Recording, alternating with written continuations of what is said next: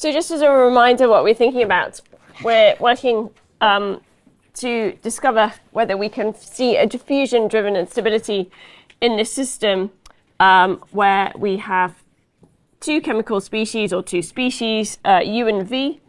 So both of them diffuse and undergo some reactions.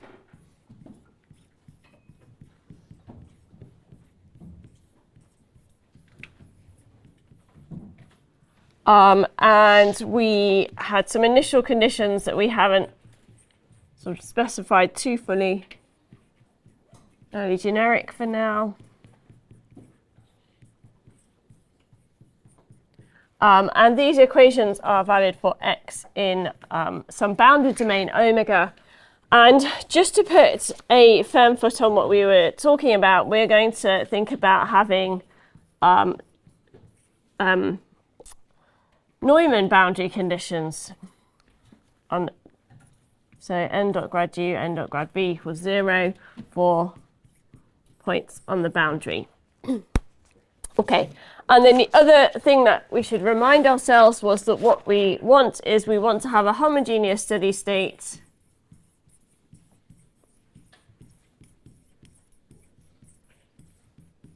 that is stable without diffusion.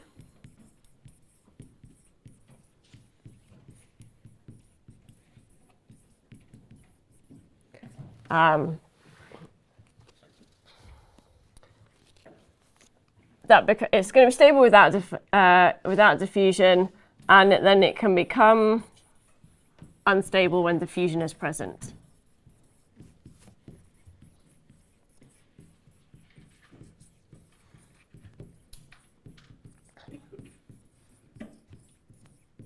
Okay, so I think that's exactly what we were talking about in the previous lecture. And we had written things in vector form. So we had written du by dt is equal to some matrix D times the Laplacian of u plus some vector function f of u. And we defined our spatially uniform steady state us is given by f of us is equal to 0.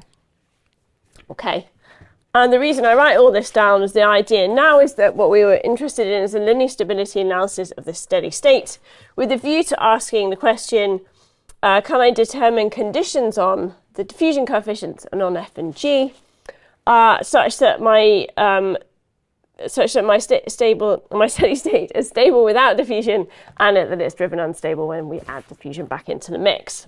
Okay, so he had done that by making a small perturbation W, and I think where we finished was by saying that we had a linearized equation for the evolution of W. So we've got dw dt is d times the Laplacian of W plus the Jacobian matrix times W, where this Jacobian matrix is something that should be familiar from the non-spatial setting. It's the matrix of partial derivatives. Oops, dg evaluated at the steady state. Let's write it like that. Okay, so there's where we were up to. And so we have to remember that this thing is then valid for x sitting in this domain, and that we have our zero or our Neumann boundary conditions to go alongside that. So our perturbations need to satisfy the equation and the boundary conditions. Okay. So we've got a linear equation, and so the thing that we expect is that we will find a solution in terms of a linear sum of separable solutions, right? If we think back to sorts of things that we learned in first year, I guess, PEs. So a sort of suggested way to make progress would be to think about a general separable solution. Okay, so in this context, we'll try and write our W of x and t in terms of a scalar function a of time times a vector function p, which is just x. Okay. So if we've got that, then we substitute into our linearized equation. Then you've seen this kind of thing before now a lot. 1 on a dA by dt times p on the left-hand side is equal to d times the Laplacian of p plus jp on the right-hand side. Okay. So I've written down a separable solution. So I want to proceed. I want p to be a function of x only. And so what I need at this point, right, is for, well, a on a of t, this thing, right, has got to be a constant. Okay. So then the left-hand side and the right-hand side are both independent of t. Okay. So if I want that to be, let's call it constant lambda, then that's going to give me very quickly the solution a of t is some initial value a0 times e to the lambda t. So this all looks like what happens when we learn how to solve things like the heat equation, the diffusion equation in first year PDEs. Okay, and a0 is non-zero, right, to get the solution. So if we get that far, then we have an expression, then we have now an equation for p in exactly the same way you did before. So we've got d times the Laplacian of p plus j p minus lambda p, the way I've written it down, is equal to 0. Okay, so we're making progress. So we need to think about the form that p might take. So if you think about what happened, and again back in first year PDEs, we sort of solved these types of equations on 1D bounded domains.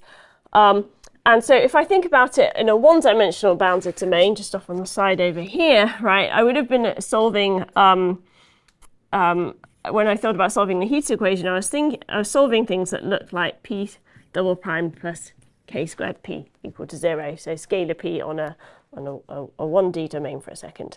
And I know that when if I solve this for something like x lying between 0 and L, right, that I get solutions in terms of sines and cosines, and then the k's are determined by matching the boundary conditions, right? So in this context, this would have been p primed of 0 is 0 and p primed of L equals 0. That would have given me cosine type solutions. And if I had Dirichlet boundary conditions, that would have given me sort of sine type solutions, okay? Yeah. So I'm going to think about doing something analogous over here, and I'm going to say, let's move right over here. I'm going to say that I want to find solutions. So let's suppose P satisfies the Laplacian of P plus k squared P is equal to 0. Okay, and it's going to satisfy that in the domain omega. And let's take our boundary conditions n dot grad p as well to be equal to 0 for x in d omega. Okay. And I want that to be true for some k, some real k. Okay, so if I make that sort of ansatz for p and I substitute into my equation down here for p, right, then essentially what I pull out, right, is, so what have I got? I swap the order of all of these. I've got lambda minus my Jacobian matrix plus k squared times the diffusion, the matrix of diffusion coefficients, which is diagonal, times multiplying my matrix P is going to give me 0. Okay. And again, in the same way that I wanted solutions here with A0 not equal to 0, right, I want solutions over there with P not being identically 0. And we know from our sort of earlier linear algebra work that for a solution with P not identically 0, then we need to have the determinant of this thing in the square brackets to be 0. Okay, so we need to have, sorry, I should write lambda times the identity matrix in here, really. A determinant of lambda times the identity matrix minus the Jacobian matrix plus k squared times my diffusion matrix has got to be equal to 0.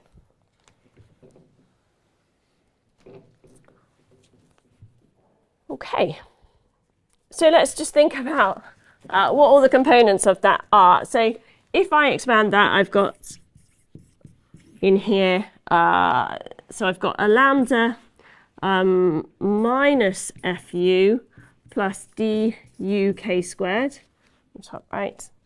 Bottom left, something very similar, lambda minus gv plus dv k squared. And then these terms on the off diagonals are just fv and gu. And the determinant of this thing now has to be equal to 0. Okay.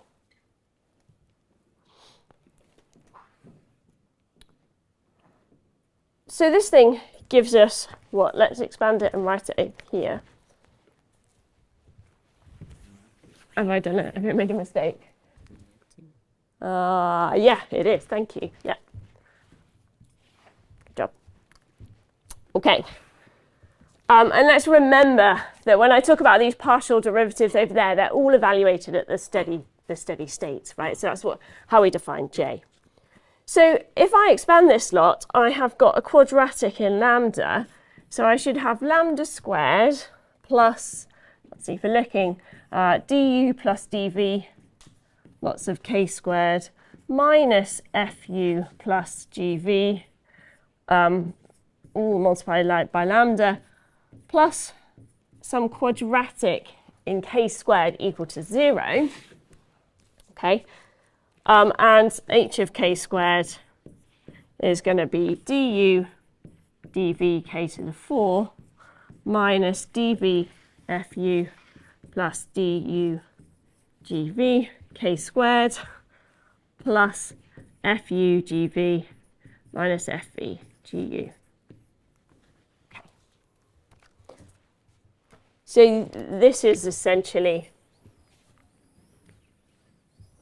the one to hold on to. Okay.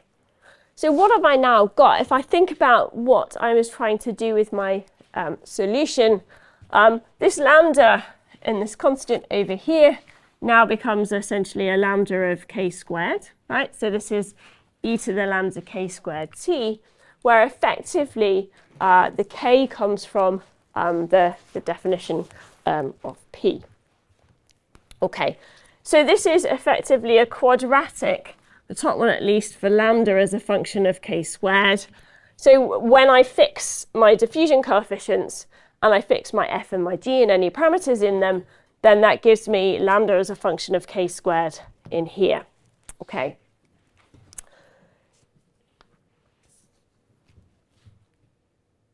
So what? So where do we go from here? So effectively my general separable solution that I was thinking about before, right over here, so we've got my general separable solution.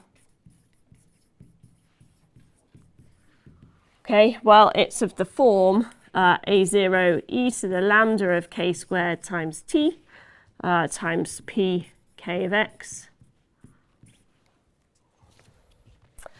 And then I know, again, from things that we learned in sort of first year, right, so the most general solution, if you like,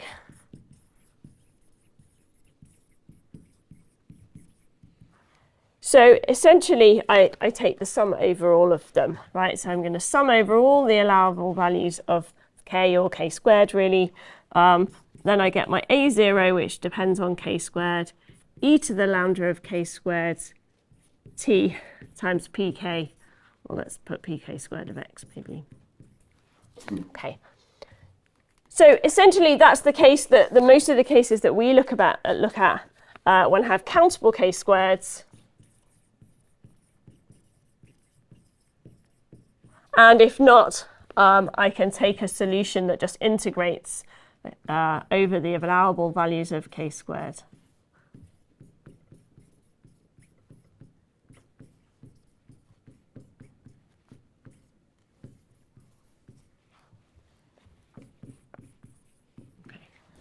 in the main, we are thinking about a solution that is of this form. Okay. All right, and so this is the solution. Maybe we can be clear about this. This is the solution for our perturbation W. So what does all of this mean? We've got a solution for W written here. We know that lambda depends on k squared according to these equations. And effectively, if you think about it, this is the sum over all the values of k squared, such that I can find a solution to this problem, right? So this is true, and I satisfy the boundary conditions. Okay, so that's the most general solution. So where did I start from, and what do I want to know? I want to know that if I have a homogeneous steady state, it's stable when I don't have diffusion around, and I need it to become unstable when diffusion is present. So thinking about writing a solution in this form, right, if I want US to be stable and the perturbations in the stationary state not to grow, right, effectively what I need is all determined by this thing in here, okay, or my condition, right? So we always know that perturbations grow, essentially, when the real part of lambda of k squared is greater than 0. That's everything we've learned that relates to sort of linear stability analysis. So in words, if we want our homogeneous steady state to be stable, what we actually need is the opposite. We need this to be true for all what?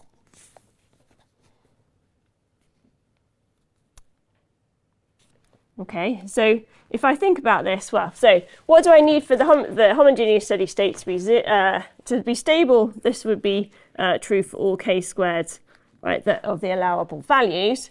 And in particular, without diffusion to be present, I would need that for k to be equal to 0. Because if I set k equal to 0, I can take the diffusion component out. On the other hand, right, so what I wanted then was, so this steady state to become unstable when diffusion is present, it's going to be unstable if I can find just one, and there may be many, but I need at the minimum one value of k squared that's non-zero for which this thing is greater than 0. So if that's the case, then I'm going to see an instability. So the real kind of key thing here is to think about this these lambda and think about essentially the sign of the real part of lambda, because that's going to tell me everything about whether I have an instability or not. Okay, so the idea being that in effect, if I have diffusion present and one of these things has these lambdas has a positive real part, then those initial perturbations that I make to the steady state would begin to grow over time, and that would seed the formation of a pattern. Okay, so let's think about how we do this. So I'm going to leave this on this board because we're going to rely on it quite a bit. Okay, so what do I want first? So I've called it 6.2 in the notes, I think. Detailed study of the conditions for a Turing instability.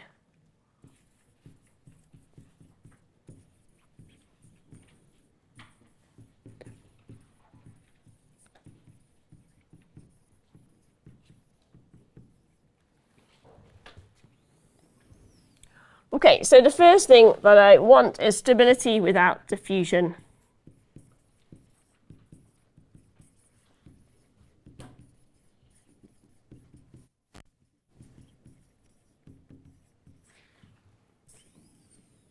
Okay, so stability without diffusion. So if you think about the way we set the problem up, then we can tackle the kind of without diffusion case by setting k squared equal to 0. So if I want stability without diffusion, right, what I need is that the real part of lambda of 0 has to be less than 0, because that just knocks out the diffusion terms from my linear stability analysis, sets them to 0. Okay. So what do I have when, just reading off here, when k squared is 0, I've got lambda of 0 all squared minus fu plus gv times lambda of 0 plus fugv minus fvgu equals to 0. So this should look identically now, or identical now to those the equations that you got in the Part A course when you were just thinking about two species models and analysing linear stability. Okay, so when do we have an instability?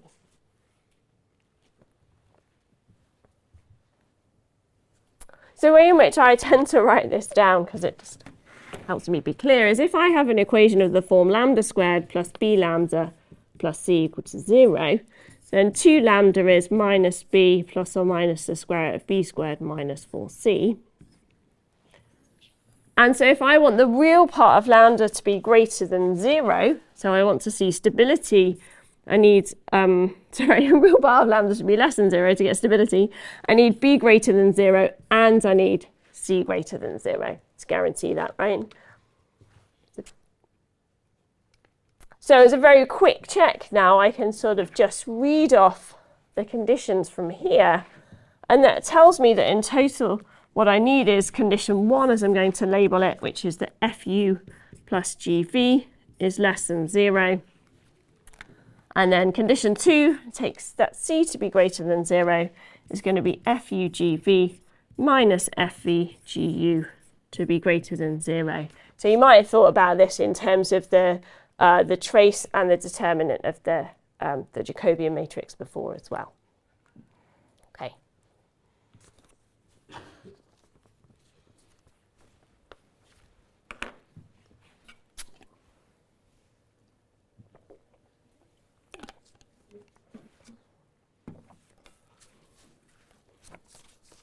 All right.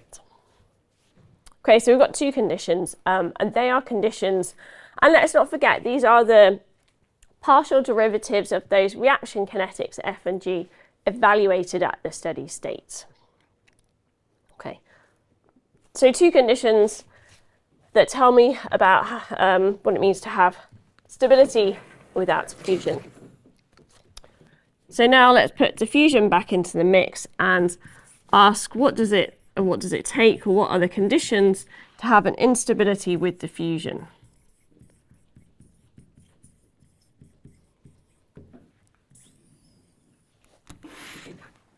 Okay. So what do I want? So for an instability with diffusion, I must be able to find a k-squared, right? It's got to satisfy this equation up here, right? So I want to find a k-squared that's non-zero, such that, well, the real part of lambda of k squared is greater than 0. And I only have to be able to do it for 1, but 1's enough to get an instability, but it might be true for many. Okay.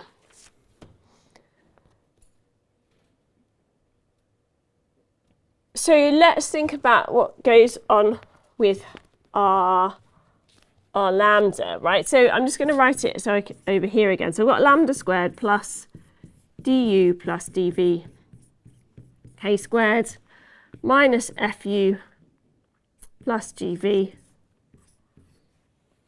All right, lambda plus h of k squared is equal to 0. So this is my equation for my lambda. Okay, as a function of k squared. And the main thing I've got to pick up now is that if I look at what happens from condition 1, condition 1 tells me that this is less than 0. So altogether, this whole coefficient here has to be greater than 0. Okay, right?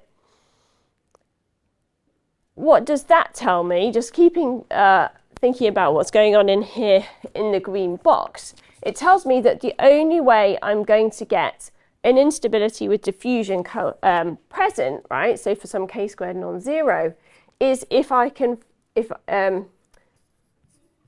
essentially if h of k squared is less than 0, right? For some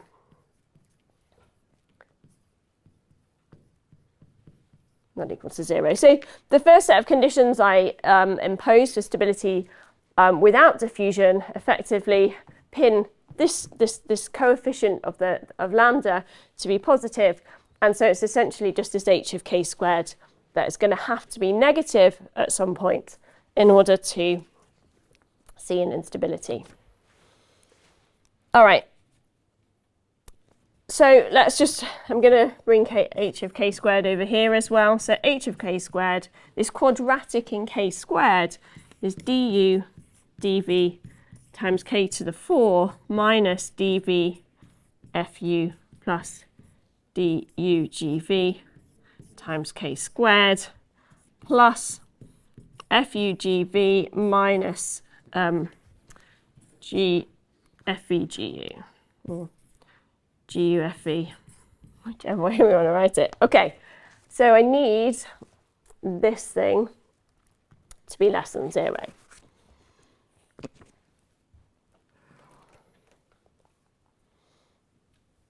So one of the first things I see in here that is it, if that is the case, right, this thing, right, so by the second condition over here, this thing is greater than 0. Right, so that comes from condition 2 over there. I know this thing is greater than 0. So if I have got any chance of seeing this quadratic in k squared to be less than 0, then this thing has to be greater than 0, right?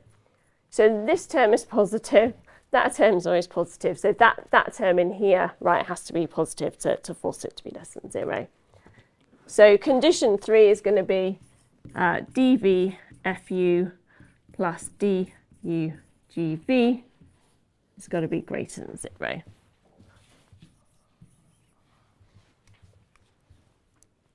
Okay.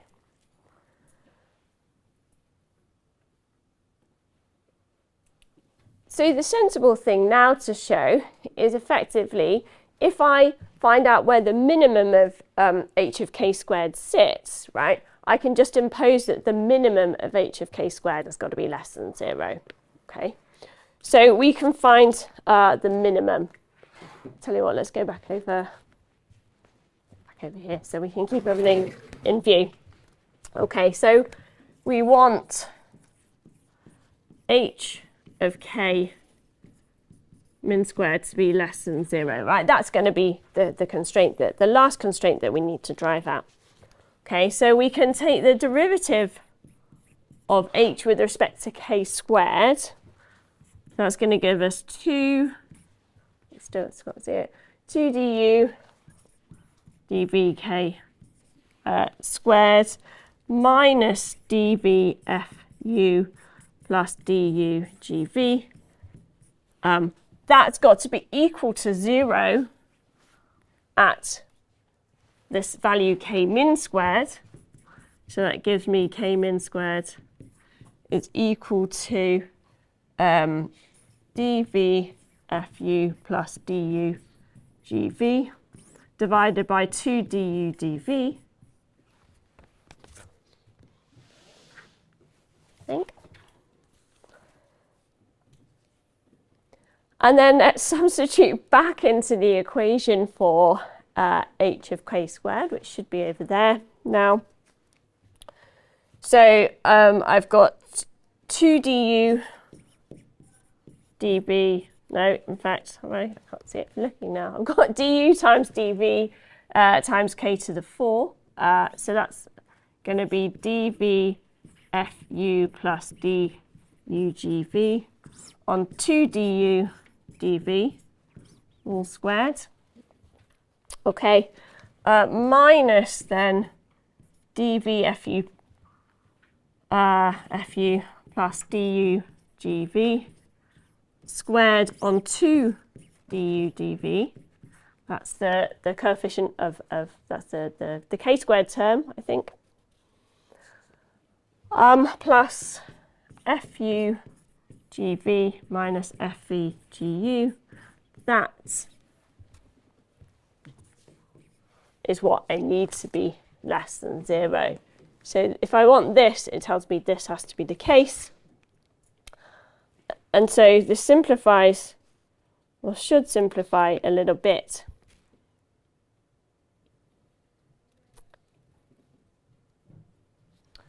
So this gives me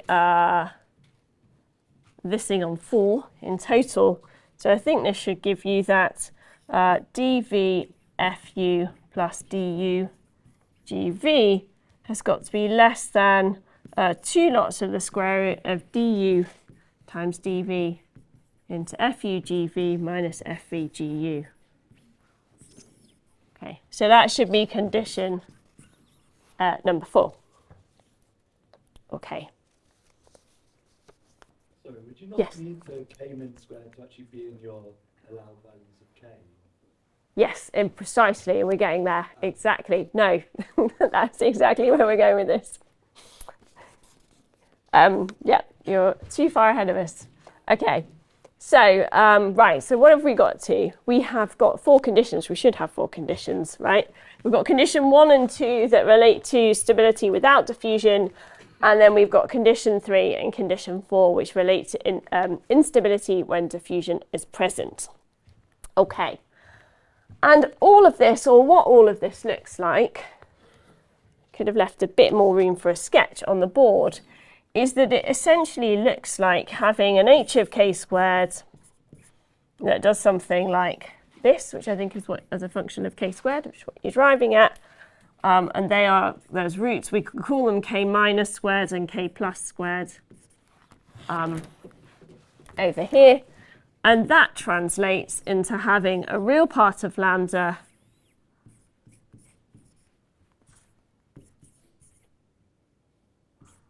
of k squared.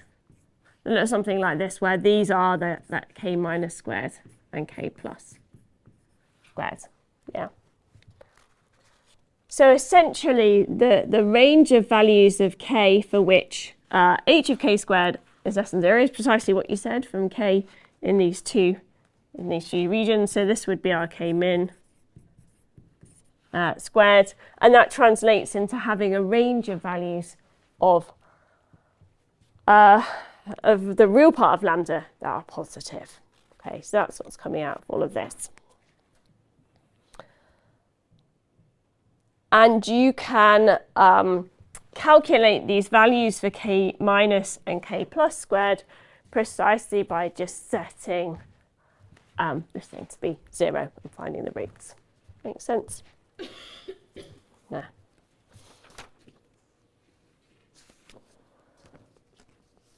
What we also need, and we also need not to forget, is that then the range of values, so everything keeps going off the board, but the range of values, so think about what I was needing. I need things that satisfy this equation and the boundary conditions. Okay, so my allowable values of k are values of k for which I can satisfy the equation and the boundary condition.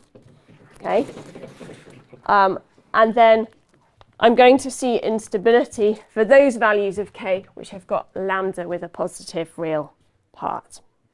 Okay, take home message though, 4 conditions and k allowing a solution of that problem.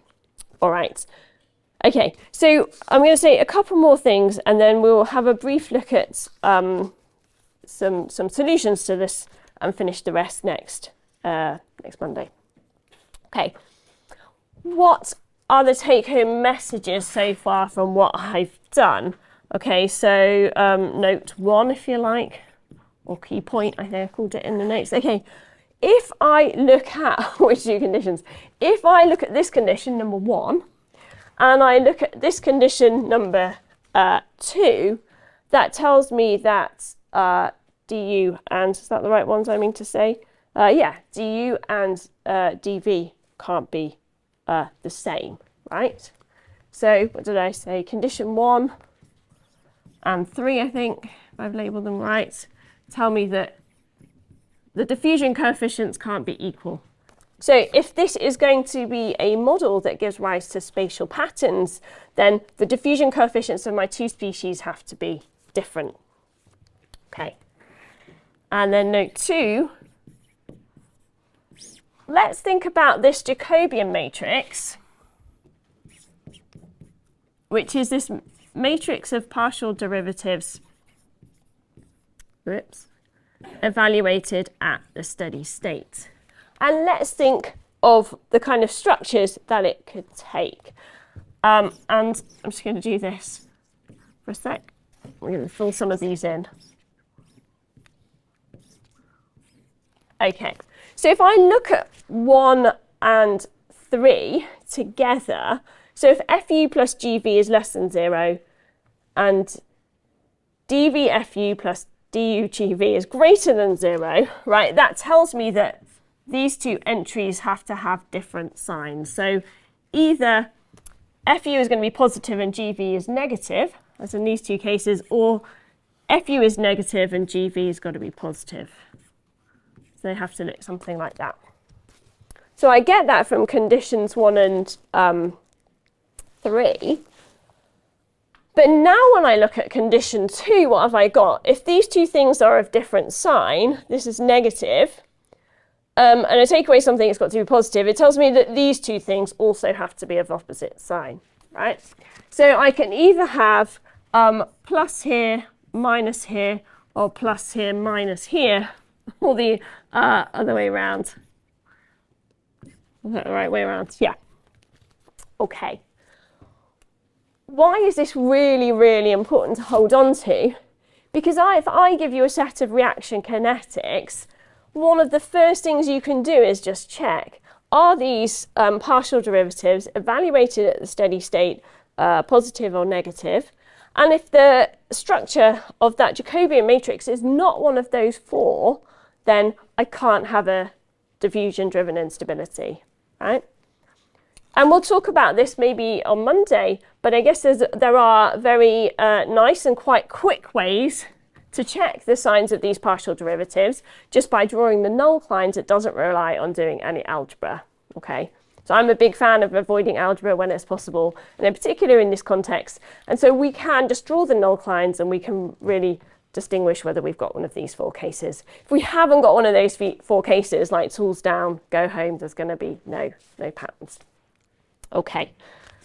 And the last thing maybe that I want to say for today is what? Maybe note 3. One of the sort of key, if you like, prototype models we have is to just pick, so these two are essentially the same, right? If I just flip the roles of U and V, so I've got these two. Right, but one of the prototype models I might have is one where I have pluses there, minuses there. Okay, so what does that tell me? It tells me that U activates itself at steady state, yeah? So U increases the rate of its, it has a positive impact on its own production rate, if you like, net production rate at steady state. V has a negative, and V has a negative impact on itself, okay? And so in that particular context, right, that tells me that if I look at condition 3 over there, I'm going to have dV being greater than du, okay? So that tells me that the thing that's activating itself, I might call U the activator here, has got to have a smaller diffusion coefficient than the thing that I species that might call V, which is the inhibitor.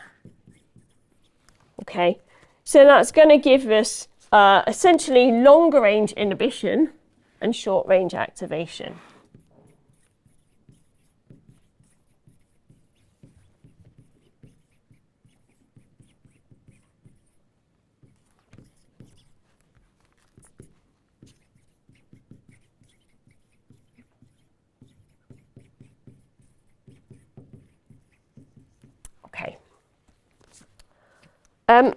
Let's stop with the writing and see if we can get the screen to work.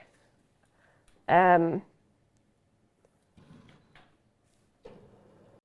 the homework, as it were, between now and next Monday is to have a go at using an online simulator for these equations and sort of see what happens in effect. Right. So if you've got a device, you can navigate with me. And if not, you can have a go when you get home, if it works. Can you see this? Yeah. Okay, well, I can see it. Oh, yeah, okay, we can see it. Okay, so can you go to, can you see this okay? Can you go to the site visualpde.com if you've got your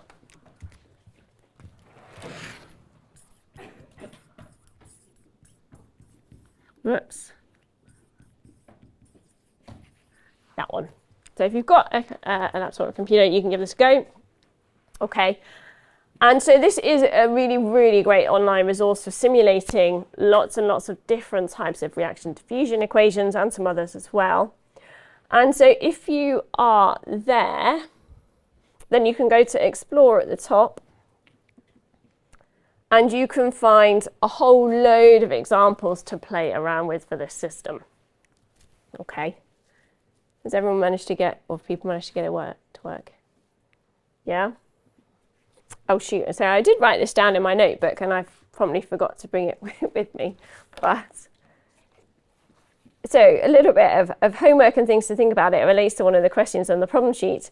If you are there and you begin to scroll down a bit, at some point you will get to one which is about Schnackenberg pattern formation.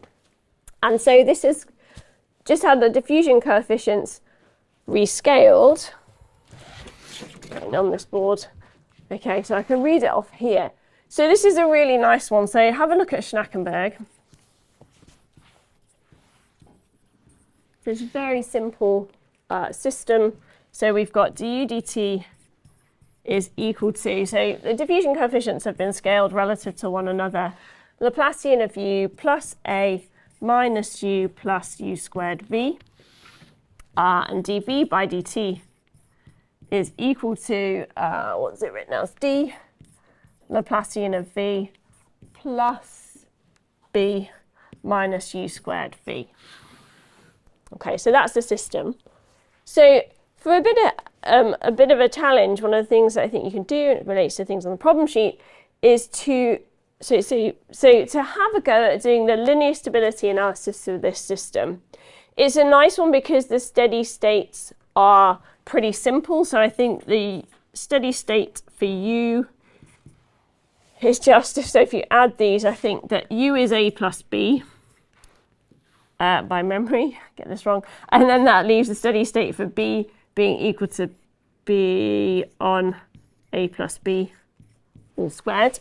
Okay, so it's quite analytically tractable, and you can work out the partial derivatives, the Jacobian matrix of partial derivatives, and you can see the signs of them relatively sort of simply, at least for them. Okay, so you can write down the 4 different Turing or diffusion and driven instability conditions. Okay, so there's a few notes with this that are actually quite useful to read before you get started. So essentially, one of the things that we would have talked about in first year PDEs is that effectively here you can change the diffusion coefficients to change the effective size of the domain. So the diffusion coefficients scale at 1 on the length of the domain size squared, right? So if I decrease the diffusion coefficient by 100, that's a domain that's 10 times larger. Okay. And then there's some hints in here that says, well, if you take D to be 100, then you should get spotlight patterns, and if you take D to be 30, they should be stripes. We'll talk about why that is next time because we haven't got there yet. But what I want you to have a go at doing is just familiarise yourself maybe with this. So if you click over here on the f of x, is this can you see? It's not too bad, is it? You can look at the equations in here, right? So you can edit them.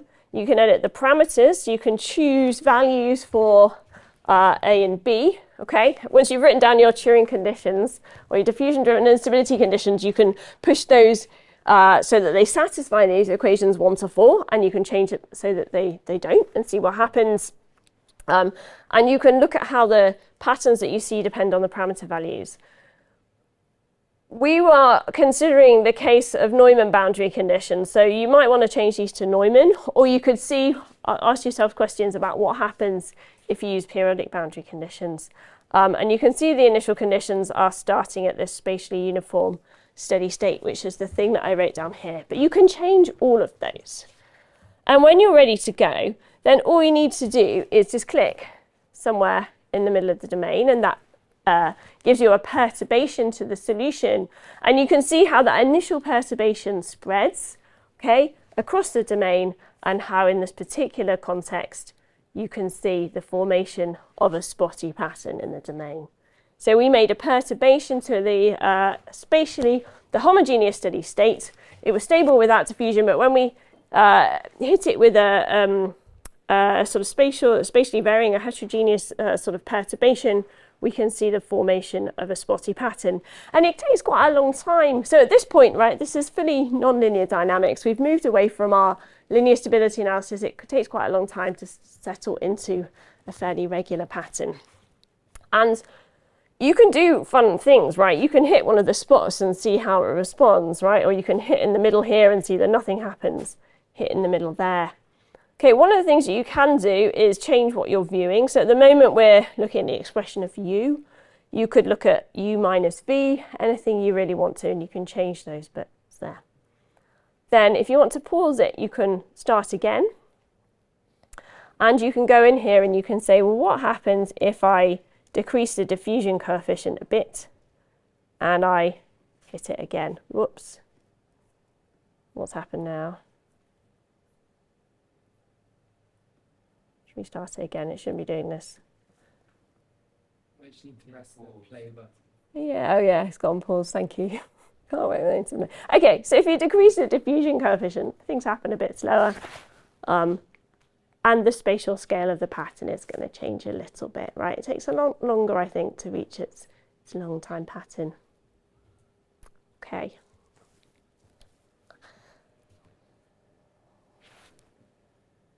And again, you can pause, reset. You can decrease, what did they say? They said if you decrease it to about 30, you should start seeing stripes. So that will do probably. Play, make a perturbation. I think this takes quite a long time at this point. The dynamics are much slower. And if you again think about what happens, how this relates to the effective domain size. You can also resize the window, and that will effectively resize the relative dimensions of the domain. Okay. So, challenge for next week is to play around with this a bit, work out the conditions for the Turing instability, and see what happens when they're satisfied. Do I get patterns when they aren't satisfied? Do I not? The other thing you can do, sorry, I was going to say as well, in here, if you want to, you can stop it from a 2D domain down into a one-dimensional domain, right? And that might just be something that is easier to think about to start with. So some questions that you might want to ask yourself: why is it that when I simulate a one-dimensional domain, I get a pattern that looks like it does, right? And how do the patterns I see, so this looks like a cosine pattern to me, as a hint. How does this change, for example, as I vary the diffusion coefficient? And you can drag and drop along these sliders as you go, right, and change the type of pattern that you see. Okay, I think I've pushed it outside of Turing, outside the right regime now. Ooh, maybe it's just, no, yeah, so it's gone. As I increase the relative diffusion coefficient, right, so in here, wherever it was, I'm making dv greater relatively to du. I see different patterns. So challenge, have a go at that. If you also want to, the other thing that you can do is look at some different models for Turing instability. So down here, so I'm talking about Schnackenberg. On the problem sheet, I think there's also a bit about Gira-Meinhardt. That's another canonical one. And the other one is the Gray-Scott model that you can play around with. Okay. Gray-Scott's a bit more involved, thinking about what am I trying to say? Thinking about the analytics, the algebraic approach, but you can look at them all. And I'm going to finish there. The only thing I wanted to say too is actually, if you look in here, then there's also a simulation that relates to sort of travelling waves, which is what we did over the last few weeks. So you can also play around with that if you want to. Okay. All right. We'll pick this up again next Monday, and next Monday we will talk much more about why we see the types of patterns we might see and how the types of patterns we might see depend on the shape and the size of the domain.